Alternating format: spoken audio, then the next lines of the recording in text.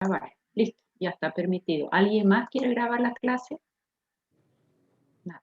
Bueno, cuando hablamos de farmacología, ahí el programa dice un poquito la historia y tal. En realidad, la farmacología tiene muchas ramas en su estudio. Su estudio tiene ramas como una farmacodinamia, que es el mecanismo de acción de los fármacos, farmacocinética, que es las modificaciones que mi organismo le hace al fármaco. ¿Cómo es eso? Si yo me tomo un paracetamol de forma general, ¿qué le hace a mi organismo? Bueno, primero lo va a tener que disolver, después lo va a tener que absorber, pasa por el hígado, lo biotransforma, pasa a sangre, cumple su mecanismo de acción y generalmente se va por el riñón, aunque algunos fármacos se van por vía biliar hacia el intestino, otros se eliminan por la saliva. Por ejemplo, si ustedes alguna vez han tomado un hierro porque estaban anémicos, ay, dice, esto es como chupar un clavo. Claro que sí, las embarazadas lo saben.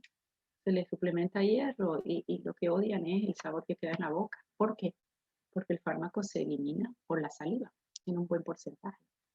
Hay otros fármacos como los rifampicina que usamos en TV, también se elimina por la saliva y le da ese color por las lágrimas. Si el paciente llora sangre porque es rojiza las lágrimas y es porque es una vía de eliminación de fármaco. ¿Ya? Entonces, farmacología sí tiene muchas ramas. Desde una farmacodinamia, que vamos a estudiar mecanismo de acción, una farmacocinética, que son las modificaciones que mi organismo le hace al fármaco. Vamos a estudiar ahí farmacovigilancia, esa área me encanta, ¿y saben por qué? Porque farmacovigilancia es detectar las reacciones adversas. ¿Qué es una reacción adversa? Un efecto no deseado del medicamento. Lamentablemente no tenemos un solo fármaco que no desarrolle en el paciente efectos no deseados. Paracetamol, hablamos hace rato, que parece tan noble como una lechuga y es hepatotóxico, según el sistema antioxidante de cada uno. La aspirina, que parece tan noble, con 100 miligramos evita que las plaquetas se agreguen y puedes hacer un sangrado, ¿no? Entonces, fíjense ustedes que son todas áreas de la farmacología. La terapéutica ya va a ser el arte de indicar un fármaco para una patología determinada. Pero como hablamos de fármacos, vamos a empezar definiendo fármacos. Estas son definiciones de la Organización Mundial de la Salud, que las vamos a respetar, pero las vamos a ir razonando. Alguien hizo una pregunta en el chat, ¿me da permiso para grabar, por favor? Mira, pues ya está, voy atrás. Ya. Fármaco. Vamos a estudiar un fármaco. ¿Qué va a ser un fármaco? Por cualquier vía que lo administre va a ser una sustancia. Puede tener origen natural o puede tener origen sintético. ¿Ok? Una vez introducido en mi organismo, va a provocar cambios en mi organismo. Esa sustancia que yo estoy introduciendo en mi organismo por la vía que quieran, ya sea vía oral, sublingual, dérmica, parenteral, por la vía que quieran, va a producir cambios en el organismo. ¿Va a inventar una función en mi organismo? No. Va a modificar las funciones que ya existen. Esa es una buena definición de fármaco. Sustancia química de origen natural o sintética. Y acá hay algo que voy a decirle siempre. Esto es natural. Toma lo que no hace daño, error. Todos los fármacos nacieron de origen natural y no tienen por qué no tener toxicidad. El opio, ¿de dónde nace? Del papaver somnífero y es natural, es una plantita hermosa y es un hipnoanalgésico. ¿Y tiene su toxicidad? Claro que sí. Quita el dolor, pero también tiene otros efectos no deseados. Da estreñimiento, da cierto grado de, a nivel psíquico, de el paciente se distrae de la realidad y puede tener alucinaciones y delirios, pero es natural. ¿El anís estrella es natural o no es natural? ¿Sí? Y si le das a un bebé porque tiene cólico una solución de anís estrella y le diste mucha dosis, le haces un hilio paralítico, un abdomen agudo, y es natural. O sea que sacar de la cabeza, tómate esto que es natural. ¿Quieres bajar de peso? Tómate estos laxantes que son naturales. Y resulta que el laxante era zen, ruibarbo. Son sustancias que agreden el intestino grueso y hace que se mueva. Y después, si no lo agrede, no se mueve. O sea que has hecho un acostumbramiento. Y si estás agrediendo una célula, ¿qué va a pasar? Va a ir modificando su estructura y va a ser un colon catártico. Y el colon catártico a la larga puede modificar la célula y hacer un CA. ¿Se dan cuenta? O sea que la palabra natural, que toda la población maneja, no, esto tomate que es natural, eso no funciona así. Toda sustancia, todo fármaco va a tener siempre, toda sustancia química, natural o sintético, efectos no deseados. ¿Qué función tiene? El llamado fármaco, pues va a hacer modificaciones en mi organismo. Crea funciones, no crea funciones, modifica la que ya existe. Es el concepto. Ejemplo, si tenemos un paciente con una crisis asmática, fisiopatológicamente, ¿qué hay? Broncoconstricción. Broncoconstricción, listo. Dibujo muy mal. Voy a intentar. Esa es la luz del vaso, del bronquio. Tenemos esta capita muy mal dibujada, muscular. ¿Ya? Y si ese era el diámetro del vaso del bronquio normal, queda pequeño y toda esta capa de músculo liso, todo esto de músculo liso, ay, pobre mis alumnos con el gráfico, ¿no? Pero ya vamos a avanzar y hay láminas bonitas. Todo este músculo liso se ha contraído y la luz del vaso queda chiquitita. Esto debería ser así y queda así. Broncoconstricción. ¿Qué tengo que dar? ¿Qué objetivo terapéutico tengo ahí? No voy a ir a investigar por qué tiene broncoconstricción. Ahorita lo tengo que sacar de la crisis. Después conversaremos si es que fue por cigarrillo, por ejercicio, por lo que sea. Pero ahorita no me voy a poner a preguntar por qué vino así. Tengo que tratarlo. Es una emergencia. Bien, entonces si yo les pregunto, ¿qué objetivo terapéutico tengo con este paciente? Está con broncodilatar. Eso, tan sencillo como eso. Pregunta del millón. ¿Y ese bronquio? Háblenme de qué receptores tiene para ver dónde yo puedo actuar. ¿Qué sistemas actúan en el bronquio? Músculo liso. Todo es beta, doctora. Beta. Es beta. Sistema, les dije, no receptores. Sistema nervioso simpático y parasimpático. Fíjense que los dos, el simpático y el parasimpático, obviamente, casi todos los órganos tienen del uno y del otro. Y el simpático, noradrenalina, puede actuar en receptor alfa y en beta. Si actúa en alfa, estimula. Y si actúa en beta, dilata, relaja. O sea que, ¿qué voy a usar ahí? Un agonista adrenérgico del receptor beta 2. ¿A quién conocen? Salbutamol. El salbutamol, droga estrella. Desde hace droga estrella. Haces tu PAF y ese va bien. ¿Por qué? Porque va a ocupar receptor beta.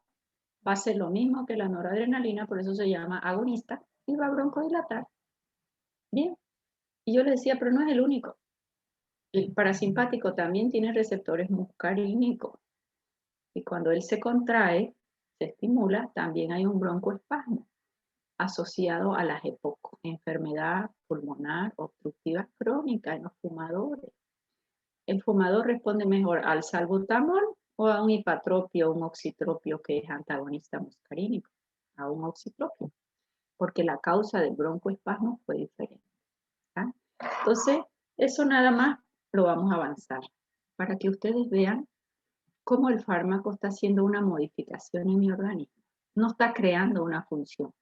Si hay broncoespasmo, vamos a broncodilatar.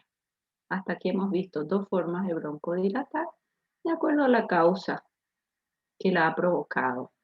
Podíamos usar o un salbutamol o podíamos usar un hipatropio. ¿Preguntas hasta ahí? Bien, entonces ya tienen la definición de fármaco. No me encanta esa definición, pero bueno, la tenemos que estudiar porque es así nomás. La OMS dice desde un punto de vista médico, un poquito ya el objetivo del fármaco. Ya hemos visto que toda sustancia química, natural o sintética que introducida en el organismo es capaz de provocar modificaciones. ¿Bien? ¿Con qué objetivo? ¿Para qué voy a dar un fármaco? Para prevenir. ¿Quién me da un ejemplo de prevención? La vacuna. ¿Razón? Las vacunas. Por ejemplo, ahora en COVID. Muchas vacunas tenemos, se habla mucho de ellas, aparentemente ni una de ellas evita que te contagies en el 100%, pero sí probablemente si viene la infección hace que sea menos severa, probablemente. Más otras vacunas evitan que te infecte. Esto de COVID es un poquito como más irregular, ¿verdad? Pero una vacuna antirrubeola, antipapera, evita que si tienes contacto con esos virus, evitar la infección, ¿verdad? O que se produce la infección que sea menos severa. Aliviar. Hay fármacos que alivian, que me da 2 ejemplos. Analgésico, doctora. Ibuprofeno y paracetamol. Ibuprofeno, paracetamol, cada uno con su perfil, ¿verdad? Lo vamos a estudiar. El paracetamol es analgésico, buen analgésico. Es antitérmico, más como antiinflamatorio se aplazó. Si tengo mi esguince de tobillo y tengo una inflamación así de tobillo, ¿qué me conviene dar más? ¿Un paracetamol o un ibuprofeno? Los dos son analgésicos. Ibuprofeno. Ibuprofeno. Bien, ¿por qué? Es antiinflamatorio. Exacto, porque dentro de su mecanismo de acción, al inhibir ciclooxigenasa, porque el paracetamol, si bien lo estudiamos como un AINE, él tiene sus diferencias, es además antiinflamatorio en inflamación aguda. Eso también lo vamos a aprender. Los AINES es para inflamación aguda. Si yo tengo un paciente con inflamación crónica, no sirve. Le va a calmar el dolor, pero no te va a antiinflamar. Eso es para una inflamación aguda. ¿Ya? Está saliendo de cirugía el paciente. Cortaron. El hecho de cortar, ¿qué liberan las células prostaglandinas? Y las prostaglandinas ocupan los receptores del dolor y de la inflamación y empieza toda la cascada que han estudiado alguna vez de la inflamación, ¿verdad? La ciclooxigenasa, las prostaglandinas, ya las vamos a estudiar. Hay otros fármacos que curan, ¿como cuáles? Antibiótico. Eso tiene su doble fondo, les digo yo siempre. No es lo mismo un antibiótico como una penicilina, que inhibe síntesis de pared celular y es bactericida y destruye a la bacteria, que una tetraciclina o un cloranfenicol o a veces macrólido, que lo que hacen es evitar que las bacterias se multipliquen y le vamos a llamar bacteriostáticos. Si yo estoy trabajando sobre esta bacteria y no la dejo multiplicarse, ¿qué pasaría si retiro el fármaco? Vuelve a multiplicarse. Listo. Si el sistema inmune está deprimido, vuelve a multiplicarse. Sí, señora. Sí, señora. Entonces, ¿en quién yo tendré que dar un bacteriostático? En un paciente con buen sistema inmunológico. Si tu paciente tiene diarrea, un paciente HIV positivo, fase SIDA, ¿te conviene dar un bacteriostático? No, porque el sistema inmune está deprimido. En cuanto retires el fármaco, otra vez la infección severa. ¿Queda clarinísimo? ¿De acuerdo? Entonces fíjense que si bien vas a curar, ahí hay un doble fondo. Voy a curar siempre con un bactericida, con el bacteriostático. Tengo un aliado, el aliado del sistema inmunológico. ¿Alguien quería preguntar algo? Doctora, escuché. Doutora, eu tenho uma pergunta sobre a azitromicina. Creo que é um bacteriostático, ¿no? Pero se usa ampliamente ahora en COVID. Ya, 2 cosas te voy a decir que ya las vamos a avanzar. Por mecanismo de acción, al inhibir síntesis de proteína en segmento 50S, él es un bacteriostático. Sin embargo, en algunas bacterias que son muy sensibles, actúa como bactericida. O sea que ahí salimos de la regla general de decir que el fármaco que inhibe síntesis de proteína en un solo segmento es siempre bacteriostático. Cuando la bacteria es muy sensible, él puede ser un bactericida perfectamente su comportamiento. ¿De acuerdo? Y mira, pregunta interesante. COVID es un virus. Y vos ves el hemograma del paciente y los leucocitos se bajan de 4.000, 3.500, 2.000. Ay, espérenme un segundo. Papi. Buen día, buen día. Perdón que mi papá me habla todos los días a las 9 en punto, es su tarea conmigo. Y me olvidé decirle que nunca di clase los sábados, era mi día de solo atender pacientes. Y no se lo dije. Ya. Estaba hablando de citromicina. Entonces, fíjense ustedes el hemograma del paciente, cuando empieza, ¿no? Abajo, abajo, abajo, o sea, proceso viral. Leucocitos arriba de 10.000 bacterianos. Y acá empezamos a usar corticoides y empiezan a subirse esos leucocitos, pero no necesariamente es bacteriano el cuadro. Ahí pedimos una procalcitonina y si es muy bajito el valor es viral y si la procalcitonina es alta es bacteriano, ¿no? Porque a veces se sobreinfectan los pacientes, principalmente internados. Pero acá su compañera me dice acitromicina, antibiótico en COVID. ¿Qué se vio? Que acitromicina en COVID actúa como antiviral. Por eso la usamos al inicio de la infección. Viral, siendo un antibacteriano. No es para prevenir si viene una bacteria y la garganta le duele al paciente capaz de bacteriano. No, el dolor es viral. La causa es viral. Pero en acitromicina se vio que le inhibe replicación viral. Rarísimo, pero bueno, eso se dio así. O sea que el uso ahí es como antiviral. Así como ivermectina usamos como antiviral, pese a que él es un antiparasitario. Se pudiera usar otro favipiravir o otros antivirales, probablemente estamos en estudio para ver cuál de ellos es más efectivo. ¿De acuerdo? Por eso es que lo usamos al inicio, aunque no tenga más síntomas el paciente, pensando en que él va a evitar replicación viral. O sea que en este caso que me pregunta, es un antibacteriano usado como antiviral. Su mecanismo de acción dice que es un bacteriostático. Hay bacterias tan sensibles que pasa a ser un bactericida. Con sus grandes ventajas citromicina, pero no me voy a quedar en acitromicina. Ya la vamos a avanzar.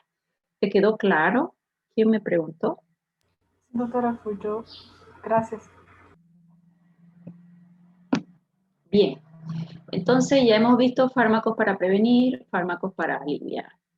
Esto es lo que más se usa y a mí me da infarto.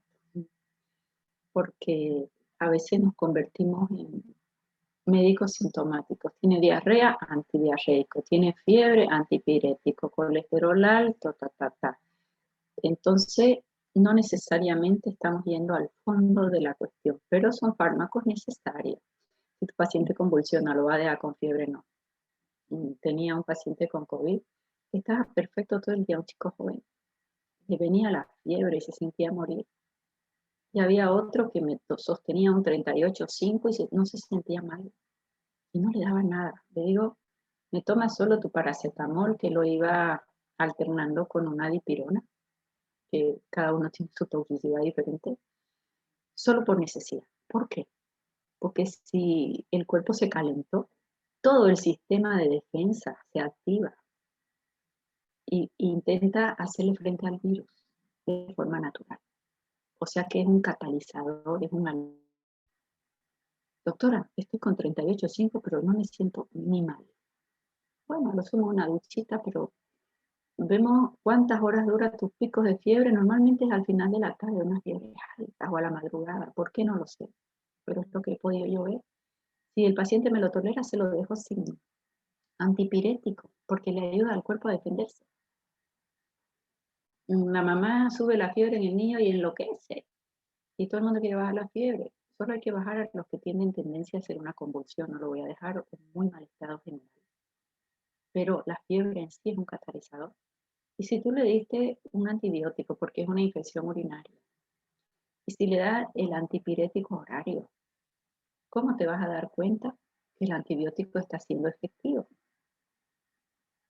Si empezó con fiebre, descubrimos que la infección urinaria pues no tiene disuria, nada de clínica urinaria. Eso en los niños ocurre muy poco. Solo fiebre.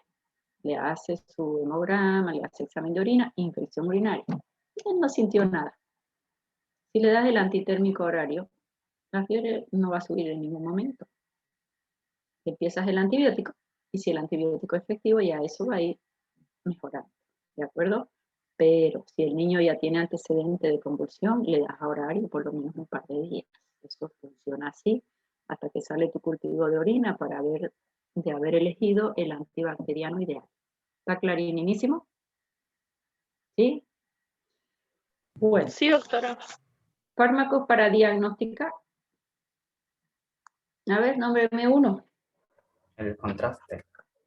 Los contrastes. Un cateterismo, por ejemplo, vamos a meter un contraste y vamos a ver el diámetro de las arterias. Un espectáculo, vamos a dar un yodo radioactivo. El paciente lo toma el yodo radioactivo y se le saca la placa en tiroides y ahí vamos a ver exactamente la captación de yodo tiroideo, si hay nódulos, ¿no? Entonces fíjense que esa es una buena definición de para qué usar un fármaco. Previene, alivia, cura, diagnostica las enfermedades de los seres vivos, porque ahí también entran los animales en esa definición. Dos conceptitos básicos hemos visto, que es un fármaco, no crea funciones, sino modifica las ya existentes, si hay un broncoespasmo, objetivo broncodilatar, si hay un estreñimiento, objetivo mayoperistaltismo, ¿no? Si hay hiperglicemia, control de glicemia normal, ese es mi objetivo. Y ya la definición de la OMS, que siempre hay que tenerla presente. Bueno.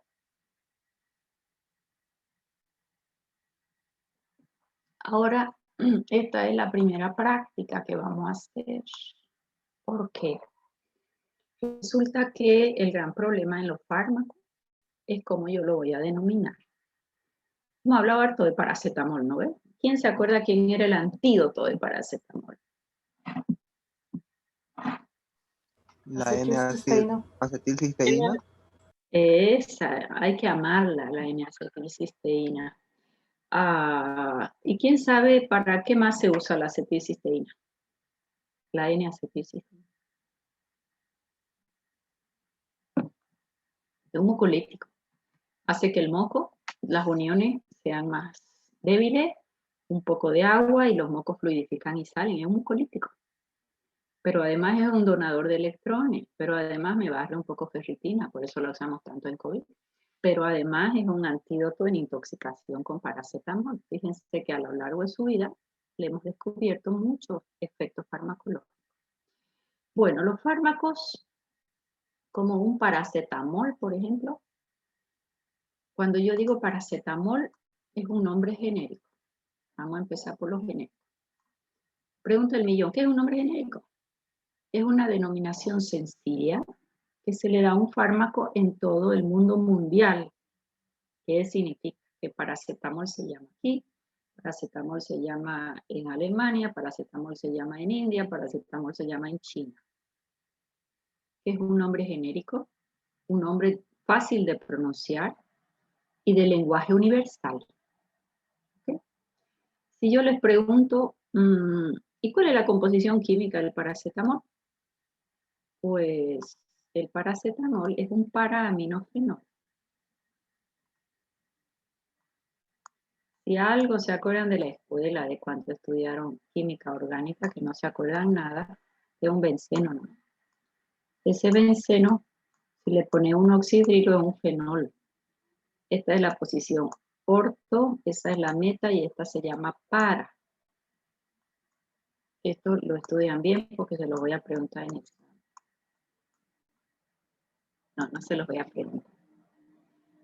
Con mucha dificultad les dibujé un benceno. El benceno con un oxidrilo es un fenol. Y los radicales, lo que yo le voy a ir aumentando. Y hay posiciones en este benceno. La primera posición se llama orto, la segunda se llama meta, si se acuerdan algo, y esta es para. Entonces, ¿cuál es la denominación química del paracetamol?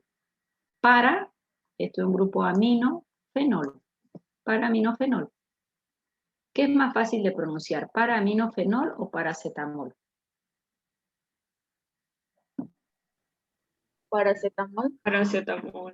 Ok, por eso los nombres genéricos son fáciles de pronunciar y tienen cierta relación con la estructura química, pero no perfecta. Que paracetamol no es lo mismo que para-aminofenol. No se pronuncian igual, ¿ya? Entonces la denominación genérica es lo que nosotros utilizamos para referirnos al principio activo. Es la parte del fármaco que tiene acción farmacológica. Y él tiene su nombre químico.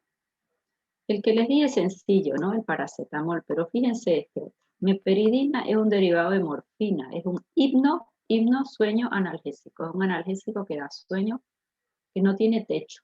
¿Qué significa? Más dosis, más analgesia, más dosis, más analgesia, más dosis, pero es depresor respiratorio y hace unas acciones centrales importantes, ¿ya? Como de euforia.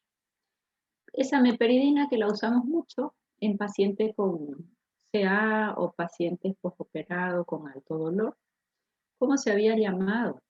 Etil, 1-metil, 4-fenil, no sé qué te cuánto, hidrocloruro. Yo no lo sé.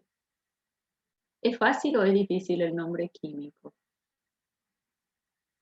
Jodido. Para los farmacéuticos es fácil porque ellos estudian 80.000 químicas durante la carrera y les dan la zurda a los médicos. Lo que ustedes le ganan en fisiología y fisiopatía, ellos le ganan en química. Tienen orgánica e inorgánica, la 1, la 2, la 3, la 20, la 88. Porque ellos pueden estudiar para diseñar fármacos. ¿De acuerdo? Pero imagínense si yo tengo que poner una receta y acordarme todo este rollo. Es imposible. Eso es el nombre químico. O sea que lo que nosotros vamos a usar es un nombre genérico. El nombre químico sí viene en el libro, sí viene en la bula, se llama, que se llama. Bula es en Brasil. El prospecto del fármaco. ¿No ven? Bien. Pero es la única forma de mencionar el fármaco. No. Si yo le digo paracetamol, a ver, nómbrenme paracetamoles que tenemos en el mercado.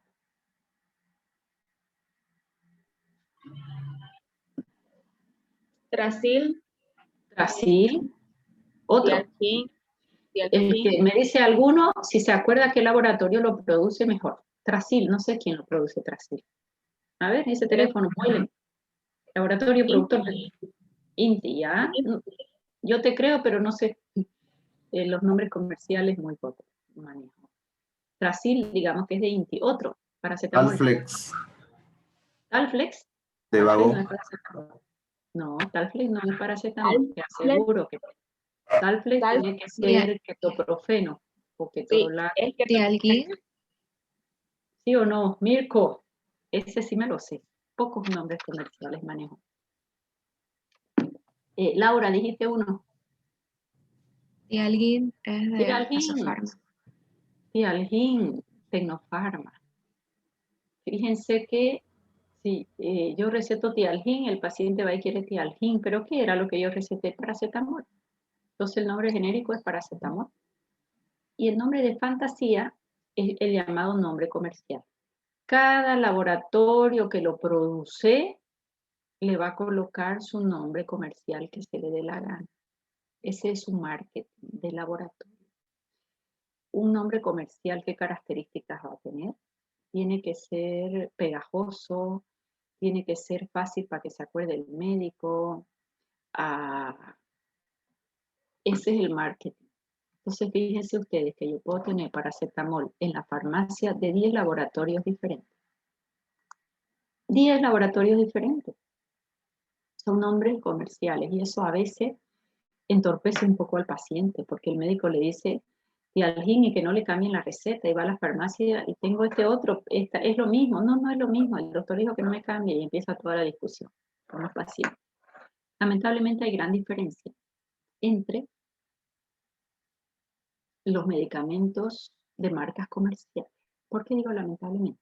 La ley del medicamento dice usted debe prescribir con un nombre genérico. Y así es como se debe poner la receta paracetamol y entre paréntesis puedes poner la marca que quieras si tienes alguna de preferencia. Pero lo ideal ¿qué es? Aquí hay una gran diferencia entre nombre genérico y denominación genérica. Anoten nombre genérico, denominación genérica, medicamento genérico, denominación genérico. Anoten, van a leer y buscan. Nombre genérico es el nombre, paracetamol. ¿Ok? Yo, Erika Dager, voy a poner un laboratorio que le voy a llamar Dager. Ese laboratorio llamado Dager produce un paracetamol y para que sea económico le pongo de nombre paracetamol. Estoy usando su nombre genérico. Si se llama paracetamol, ¿necesito hacer marketing para venderlo? Así como un Tialgin. No. Se tendría que vender solo. O sea que yo hice mi propio paracetamol con el nombre genérico. Pregunta del millón. ¿Será que él es un medicamento genérico? Y la respuesta es la siguiente. Para que él sea un medicamento genérico, tiene que ser bioequivalente del innovador. Dos conceptos nuevos. ¿Qué es bioequivalente y qué es innovador? Voy a dar un ejemplo más claro que todos lo tenemos re claro. Viagra. ¿Qué es el Viagra? ¿Cuál es su nombre genérico? Sildenafil. Sildenafilo. ¿Y quién lo produjo? Pfizer. Pfizer. Pfizer. ¿Ok? Si Pfizer lo produjo, él ha tenido que invertir mucho dinero y mucho tiempo hasta que lo ha producido. Y a su sildenafil le llamó Viagra. Ese es un medicamento inhibidor porque fue el primero que lo sintetizó. Los gobiernos le dan una patente para que solo el laboratorio Pfizer lo comercialice durante 4 o 5 años, según lo que dura la patente, para que solo él lo venda y él rescate el dinero que invirtió. De modo que las industrias sigan investigando, ¿no? Porque ¿quién les va a dar dinero? Los mismos pacientes. Eso es un medicamento innovador. Pero ¿será que yo tengo otro sildenafil en el mercado nuestro? Si yo voy a la farmacia y no quiero comprar Viagra, pero quiero sildenafil, ¿hay otros o no? Sí, por ahí. ¿Alguno que se acuerde? Otros nombres. Ya. Cante. Procop. Procops. Ya. No sé cómo se escribe. ¿Otro? ¿Te acuerdas, Procop, de qué laboratorio es? Creo que es de... No importa. Yo lo único que me acuerdo, porque alguna vez lo aprendí, Pasuma es de Inti, boliviano. Pregunta del millón. ¿Quién fue el medicamento innovador? Viagra. ¿Y es nombre comercial o genérico? Comercial. Comercial. ¿Quién es su genérico? Sildenafil. Perfecto. Y después que se le vence la patente, ¿cualquier laboratorio puede hacer sildenafil? Sí, puede. Puede. ¿Y le va a poner qué nombre? Procop. Cualquier nombre de fantasía llamado nombre comercial. Pero yo, Erika Dager, decido hacerlo con el nombre de sildenafil, mi propio sildenafil. ¿Ok? La pregunta del millón es, ¿tiene denominación genérica? Sí. ¿Sí o no? ¿Sí o no? Si le Sí. pongo a mi sildenafil, solo sildenafil, no le pongo otro nombre como Procops o Pasuma. ¿Tiene denominación genérica? No. Sí. Sí. Sí, pues se llama sildenafil y este es su genérico. Y la pregunta del millón, ¿será un medicamento genérico? No la denominación, el medicamento. Y acá dice que el medicamento genérico debe ser bioequivalente del innovador. ¿Qué significa? Si es Que para bioequivalente. realmente ser un medicamento genérico, si yo tengo mi propio principio activo sildenafil, yo tengo que hacer un estudio clínico con un paciente donde al todo de la izquierda le voy a dar el Viagra y acá les voy a dar el sildenafil que yo estoy produciendo. Hago sus niveles plasmáticos y veo que lo que yo estoy produciendo se comporta igual que el innovador. Eso se llama bioequivalente. ¿Ya? Bioequivalente significa que va a tener la misma biodisponibilidad que el medicamento innovador. Profesora, ¿y qué es biodisponibilidad? De la cantidad de fármaco que yo doy, cuánto llega a sangre y en cuánto tiempo. Ejemplo, doy 100 miligramos de aspirina y solo llega a 70 miligramos a sangre. ¿Cuánto es su biodisponibilidad? 70%. El otro 30% se fue por intestino y no se absorbe. Eso es biodisponibilidad de la cantidad de fármaco que yo administro. ¿Cuánto llega a sangre y en cuánto tiempo? Eso es biodisponibilidad. ¿De acuerdo? O sea que para que mi medicamento sea un medicamento genérico y no solo su nombre genérico, tiene que tener los estudios de bioequivalencia. ¿Qué es bioequivalencia? Que sean biodisponibles. ¿Está clarito? ¿Preguntas? Doctora, entonces un medicamento no es confiable cuando no es bioequivalente del innovador. Sí, señora. Y ahí está la doble moral de nuestra ley del medicamento. Que te Y, dice... y Espérame un ese, segundo. Sí.